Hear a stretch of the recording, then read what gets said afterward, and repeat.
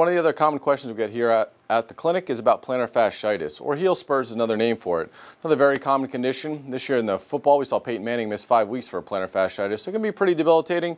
There's varying degrees of it, but we can explain it and some of the procedures that we can use to help it out.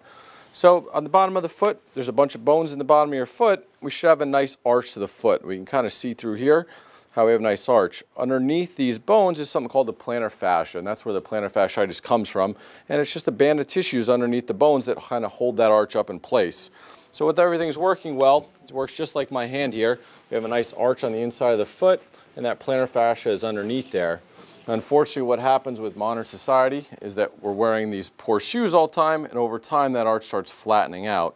That plantar fascia is only so long in between there, and it gets stretched and pulled, eventually getting inflamed, and that's the itis part. So that's our secret medical word. It means inflammation, and what happens, that plantar fascia gets inflamed.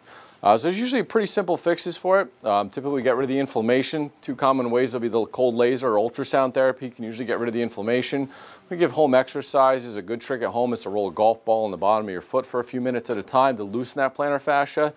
Also, if it's very inflamed, we recommend patients take a water bottle, fill it up with some water, throw it in the freezer for a while, get it nice and cold. When you get home from a long day at work, we're going to roll up and down on there, and that'll calm that inflammation down. Those are some of the best tips, and again, in the office, ultrasound therapy, those types of things. And one of the best things to do is just get some orthotics or supports. If that arch is really fallen, we need some supports to hold it upright.